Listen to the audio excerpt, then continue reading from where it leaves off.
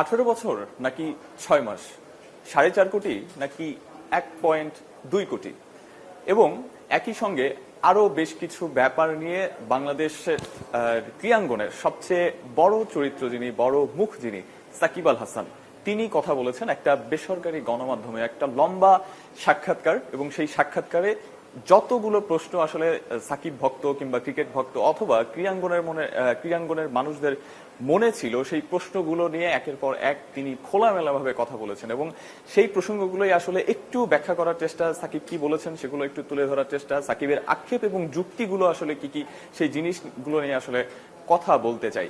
একটা 18 বছরের ক্যারিয়ার, দীর্ঘ 18 বছরের ক্যারিয়ার, সাকিব প্রথমেই যে কথাটি আসলে বলেছেন বা সবচেয়ে গুরুত্বপূর্ণ বিষয় যেটা, সেটা দিয়ে আসলে শুরু করতে চাই যে তিনি আসলে দেশের হয়ে খেলতে চান। তার স্বপ্ন এখনো যে তিনি বাংলাদেশের জার্সিতে, বাংলাদেশের মাটিতেই তিনি বিদায় নিতে পারবেন। সেটা আসলে কতটুকু সম্ভব হবে কিনা, এবং একই সঙ্গে ব্যবসায়িক যেই একটা টানপোড়েন, ব্যবসায়িক মামলা বা সাকিবকে নিয়ে অসংখ্য কন্ট্রোভার্সি, এবং একই সঙ্গে জুলাইয়ের সময়ে সাকিবের যেই একটা ফেসবুক পেজ রয়েছে, সেখান থেকে সাকিবের যেই ছবি ভাইরাল হয়েছিল যেটা নিয়ে অনেক কন্ট্রোভার্সি হয়েছে।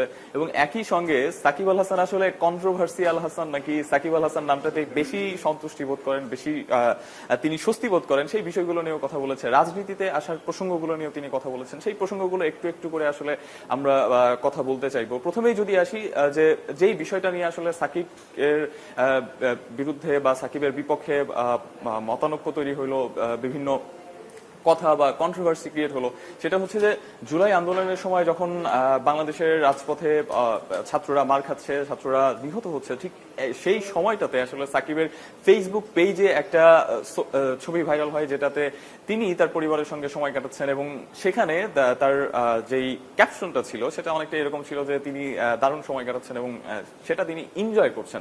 এবং এটার পর থেকে আসলে সেটা নিয়ে অসংখ্য কন্ট্রোভার্সি হয়।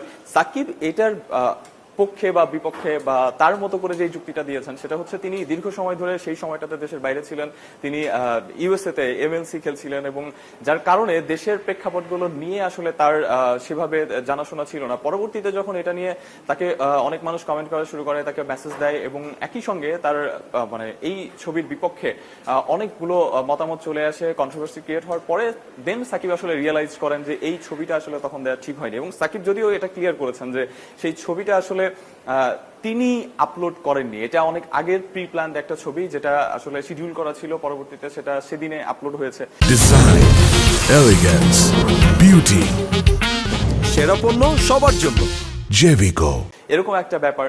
যদিও সাকিব স্টিল যেটা মনে করেন যে তিনি একজন পাবলিক ফিগার এবং তার জন্য বা তার পক্ষে আসলে এই ধরনের ছবি বা এই ধরনের সময়ে বা এতটুকু অসচেতন থাকা আসলে ঠিক হয়নি, তার সচেতন থাকা উচিত ছিল। এবং পরবর্তীতে তিনি আরো কিছু বিষয় ইনক্লুড করেছেন যে রাজনীতিতে আসা কেন, সাকিবের রাজনীতিতে আসা নিয়ে সাকিবের ভক্ত এবং যারা ভক্ত নয় তাদের মতবিরোধ রয়েছে। এবং সেই মতবিরোধ নিয়ে সাকিবের কাছে জানা হলে সাকিব আসলে ব্যক্তি সাকিব রাজনীতিতে কেন আসলেন সেটা তিনি ব্যাখ্যা করেছেন যে রাজনীতিতে আসলে সব মানুষের মানে সবার অধিকার আছে রাজনীতিতে প্রবেশ করার, এবং সব ধরনের সব পেশার মানুষ রাজনীতিতে প্রবেশ করবেন। সাকিব আসলে এটাই মনে করেন, এবং সাকিব এটা মনে করছেন যদি ক্রিকেটের সাকিব আসলে রাজনীতিতে আসতে না পারেন, সেক্ষেত্রে অন্য যেই সকল পেশার মানুষ রয়েছে তাদেরও আসলে রাজনীতিতে আসা ভুল বা রাজনীতিতে আসা সঠিক নয়। সেই জায়গা থেকে সাকিবের যে রাজনৈতিক অধিকার বা নাগরিক অধিকার সেটাতেই তিনি এসেছেন। এবং একই সঙ্গে তিনি বলেছেন কোনো চাপ নয়, কোনো প্রেশার নয়, তিনি আসলে মানুষের ইচ্ছায় রাজনীতিতে এসেছিলেন এবং মাগুরার মানুষের জন্য কিছু করার ইচ্ছায় আসলে রাজনীতিতে এসেছেন। যদিও দেশের খেলা এবং বিদেশ সফর এবং নানা ব্যস্ততার কারণে তিনি রাজনীতিতে প্রপারলি সময় দিতে পারেননি, সেটার সীমাবদ্ধতার কথাও তিনি স্বীকার করেছেন। এবং যেই ব্যাপারটা আসলে সাকিব মাগুরা মানুষের জন্য কাজ করতে চেয়েছিলেন, সেই কাজটা আসলে তিনি কতটুকু করতে পারছেন সেটা নিয়ে কিন্তু একটা বেশ বড় প্রশ্নবোধক চিহ্ন থেকে যায়। যদি সময় দিতে নাই পারেন তাহলে সাকিব কেন আসলে রাজনীতিতে আসলেন, সেই প্রশ্নটা অবশ্য এখানে থেকে যাবে। পরবর্তীতে তিনি তার যেই কথাটি বলেছেন যে মামলা, তার যেই কাকড়ার খামার ছিল এবং বিনিয়োগ করেছেন তিনি শেয়ার বাজারে, সেই বিষয়গুলো নিয়ে কথা বলেছেন। তার সাকিবের ভাষ্য মতে তিনি আসলে কাকড়ার খামার বা অন্যান্য যেই ব্যবসা রয়েছে সেখানে তার যে পার্টনাররা রয়েছে তাদের যেই লভ্যাংশ, তাদের শেয়ারটাই আসলে মানে সিংহভাগ সাকিবের সেখানে 35% রয়েছে। সো কোনো কিছু হলেই আসলে দোষারোপটা সাকিব যেহেতু পাবলিক ফিগার তার উপরে চলে আসে সেটা তিনি বুঝতে পেরেছেন এবং সেটা নিয়ে তার একটা আক্ষেপ রয়েছে, তার একটা ক্ষোভের জায়গা রয়েছে। যদিও সেটা তিনি সরাসরি উল্লেখ করেননি, তবে তার যে কথাবার্তা সেই কথাবার্তাতে কিন্তু সেটা স্পষ্ট প্রতীয়মান হয় যে আসলে দোষী সবাই কিন্তু সেখানে শুধু সাকিবকেই বারবার ফ্রন্টে নিয়ে আসা হচ্ছে, সাকিবকেই দোষারোপ করা হচ্ছে, কোনো এলিগেশন আসলে সেটা সাকিবের নামে আসছে, এটা নিয়ে তার একটা অসন্তুষ্টি রয়েছে। এবং একই সঙ্গে তিনি শেয়ার বাজারে যে বিনিয়োগ করেছেন সেই বিনিয়োগটা নিয়েও কিন্তু কথা বলেছেন। তিনি বলেছেন যে যেই 4.5 কোটির যে বিনিয়োগ সেখানে তার অংশ মাত্র 1.2 কোটি এবং তারপরেও অন্যদের নিয়ে সেখানে কিন্তু কোনো কথা নেই। সাকিবের যারা পার্টনার রয়েছেন তাদের বিরুদ্ধে কোনো অ্যালিগেশন নেই, কোনো মামলা হয়নি, তাদের সম্পত্তি জব্দ করা হয়নি, কিন্তু শুধু সাকিবের সম্পত্তি জব্দ করা হয়েছে, এইটা নিয়ে সাকিবের আসলে অভিযোগ রয়েছে। এবং তিনি বলেন যে এটা কি আসলে স্বাভাবিক হতে পারে কিনা যে এভাবে শুধুমাত্র যা অন্যায় যদি হয় তাহলে তো সবারই হয়েছে, সেই জায়গা থেকে কেন শুধু সাকিবকে এটার শাস্তি পেতে হবে, সাকিবকে কেন এটার জন্য ভোগান্তি পোহাতে হবে, সেই বিষয়টাও তিনি আসলে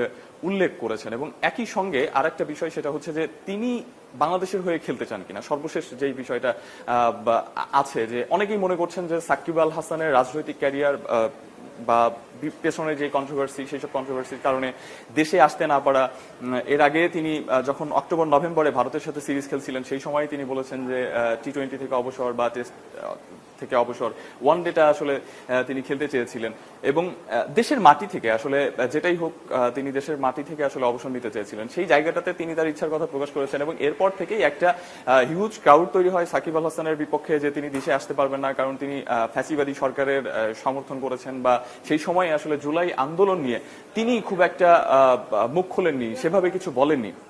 তবে সাকিব সেই সময় যে ইচ্ছার কথা বলেছিলেন সেটা হচ্ছে যে তার ইচ্ছা দেশের মাটিতে খেলে তিনি অবসর নেবেন এবং তখন এরকমটাই মনে হচ্ছিল যে হয়তো সেই সময় রিসেন্ট যেই সিরিজটা সেই সিরিজ খেলেই সাকিব অবসরে চলে যাবেন।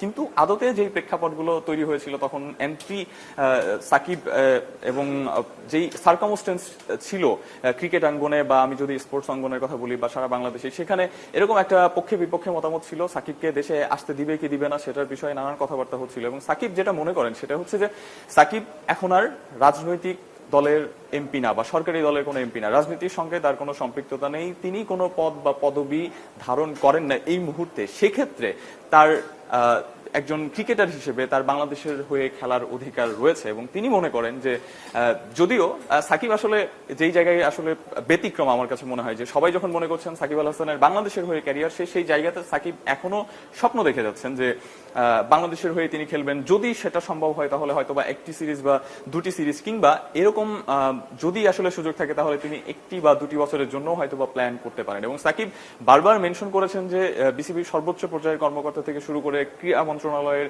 বা ক্রীড়াঙ্গন সংশ্লিষ্ট যারা উচ্চ পর্যায়ের উচ্চ পদস্থ কর্মকর্তা রয়েছেন তাদের সবার সঙ্গে তিনি যোগাযোগ করেছিলেন এবং অক্টোবর নভেম্বরের পরে পরবর্তীতে বাংলাদেশের যেই সিরিজ ছিল সেই সিরিজের সময়ও তিনি তখন বিসিবির যিনি প্রেসিডেন্ট ছিলেন বা ক্রীড়া মন্ত্রণালয়ের যারা উচ্চ পদস্থ কর্মকর্তা ছিলেন তাদের সাথে সরাসরি যোগাযোগ করেছেন দেশে আসার বিষয়ে। সেই সময় সাকিবকে এটা জানানো হয়েছে যে বর্তমানে ওই সেই সময়টাতে সাকিব যদি দেশে আসতেন তাহলে তার নিরাপত্তা নিয়ে একটা বড় রকমের ঝুঁকি রয়েছে, যার কারণে সাকিব শেষ মুহূর্তে তার সিদ্ধান্ত চেঞ্জ করেন এবং সেই সময়ের প্রেক্ষাপটগুলো আসলে আমরা সবাই জানি। এখন যেটা বিষয় সেটা হচ্ছে সাকিব তার দেশের হয়ে খেলার ইচ্ছার কথা, তার স্বপ্নের কথা বলেছেন এবং একই সঙ্গে তিনি তার শেয়ার বাজার কিংবা খামার ব্যবসা কিংবা রাজনীতিতে তার আসলে সম্পৃক্ততা এবং একই সঙ্গে তার বর্তমান সময়ের সবকিছু আসলে উল্লেখ করেছেন। তবে সবশেষে যেই বিষয়টি আসলে তিনি ফোকাস করেছেন, আমরা সবাই জানি সাকিব আল হাসান খুবই রিয়েলিস্টিক মানুষ, খুবই বাস্তববাদী এবং কোনো কিছু তাকে আসলে সেভাবে স্পর্শ করে না, খুব বেশি নাড়া দেয় না, তিনি খুব বেশি ইমোশনাল নন। তবে সাকিব আল হাসান এই সাক্ষাৎকারে কিন্তু বলেছেন যে মানুষ আসলে অনেক জটিল, তিনি বিভ্রমের মধ্যে ছিলেন এবং সামনে তিনি আসলে এই বিষয়গুলো মাথায় রেখেই চলাফেরা করতে চান। অর্থাৎ মানুষের আসলে ধৈর্যেরও একটা সীমা আছে। সাকিব আল হাসানকে দেখে আমরা যেটা মনে করতাম যে তিনি আসলে হিউম্যান নন, তিনি যেভাবে আসলে সবকিছু পরিচালনা করেন, একই সঙ্গে ক্রিকেট, ব্যবসা, রাজনীতি এবং অন্যান্য পারিবারিক বা তার ব্যক্তিগত বিষয়গুলো সব মিলিয়ে সাকিব আল হাসানকে আমরা একটু নট এ হিউম্যান বিং এরকম মনে হতো। তবে শেষ পর্যন্ত সাকিব আল হাসান এই যে দীর্ঘ সময় ধরে সাকিব আসলে ক্রিকেট থেকে নিষেধাজ্ঞায় থেকেছেন, শাস্তি পেয়েছেন 6 মাসের জন্য, 1 বছরের জন্য দেশের হয়তো ক্রিকেটে থাকতে পারেনি। তবে এবার যে চাপটা সেটা হচ্ছে যে তিনি আসলে একজন ক্রিকেটার এবং তিনি দেশের হয়ে খেলতে পারছেন না, এবং সেটার জন্য তার নানান কারণ জড়িত রয়েছে। এবং ওই জায়গাগুলোতে যেই মানুষগুলো রয়েছে, ওই জায়গাগুলোতে যেই মানুষগুলোর জন্য আসলে তিনি এই কাজগুলো সম্পন্ন করতে পারছেন না, তার কারণে তার যে রিয়েলাইজেশন সেটা হচ্ছে যে আসলে মানুষ অনেক জটিল এবং তিনি বিভ্রমে ছিলেন, সেই বিভ্রমটা তিনি কাটিয়ে উঠতে চান এবং সুযোগ চান, স্বপ্ন দেখেন এখনো বাংলাদেশের হয়ে খেলবেন, বাংলাদেশের মাটিতে তিনি অবসর নেবেন ক্রিকেট থেকে।